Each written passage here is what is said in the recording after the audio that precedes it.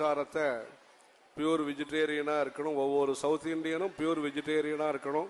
அந்த சங்கல்பத்தோடு எல்லாரும் உள்ளூரில் இருந்தாலும் சரி வெளியூரில் இருந்தாலும் சரி எல்லாரும் இருக்கணும். அதே மாதிரி தர்ம விஷயத்தை சங்கோஜப்படாமல் குங்குமம் இட்டுக்கிறதும் சரி, விபூதி இட்டுக்கிறதாலும் சரி, சந்தனம் இட்டுக்கிறதோ, திருமண் இட்டுக்கிறதோ, புருஷாலும் சரி ஸ்திரீகளும் சரி நம்முடைய ரீதி ரிவாஜ் என்ன இருக்கோ அதை நடை உடை பாவனை, அதை பாவனையாக பண்ணக்கூடாது, உணர்வு ரீதியாக அதை நல்ல விதமாக பண்ணணும்.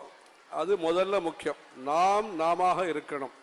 நம்ம கம்ப்யூட்டரை கற்றுக்கலாம், ஸ்பானிஷ் கற்றுக்கலாம், ஜெர்மன் கற்றுக்கலாம், எல்லாம் கற்றுக்கலாம். தமிழ் தெரியாது சமஸ்கிருதம் தெரியாதுன்னு இருக்கக்கூடாது. இன்றைக்கு லோகத்துக்கு தேவைக்காக எந்த பாஷையை வேணால் கற்றுங்கோ. ஆனால் தமிழ் படிக்க வராது, தமிழ் பேச வராது, சமஸ்கிருதம்னா என்னென்ன தெரியாதுன்னு இருக்கக்கூடாது. ஆகவே தாய்மொழியை கற்றுக்கணும். அதே மாதிரி சமஸ்கிருதத்தை கற்றுக்கணும். இதெல்லாம் கம்பல்சரி. நீங்கள் வெளிநாட்டில் இருந்தாலும் சரி, இந்தியாவில் இருந்தாலும் சரி, எங்கே இருந்தாலும் நாம வாழ்வதற்கு பெற்றோர்களும் சரி, மற்றபடி சமுதாயத்தில் இருக்கிற வாழும். அதுக்கப்புறம் அதிகப்படியாக என்ன வேணால் தெரிஞ்சுக்கலாம். அன்னன்னைக்கு தேவை என்ன இருக்கோ, நானோ டெக்னாலஜி, பயோடெக்னாலஜி என்ன புதுசாக இருக்கோ எல்லாத்தையும் தெரிஞ்சுக்கலாம். நம்முடைய சாஸ்திரங்களை நாம் கட்டாயம் தெரிஞ்சுக்கணும். அதே மாதிரி உணவு, அதுலேயும் ஆரோக்கியமான சாத்விகமான உணவை நாம் பழக்கப்படுத்திக்கணும்.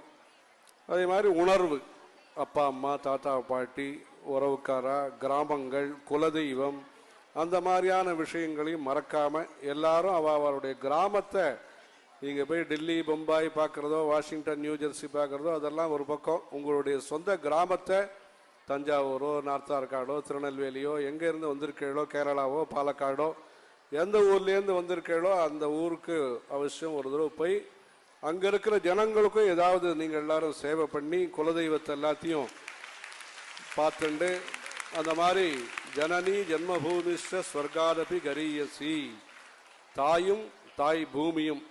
இப்போ தான் ரொம்ப வருஷம் கழித்து ஜென்மபூமிங்கிறது ரொம்ப ரொம்ப பிரசித்தமாயிருக்கு. அந்த ஜென்மபூமிங்கிறது என்னன்னு நம்ம சொல்ல வரோன்னு உங்களுக்கு தெரிஞ்சிருக்கோம். யாருடைய ஜென்மபூமிங்கிறதும் உங்களுக்கு தெரிஞ்சிருக்கும்.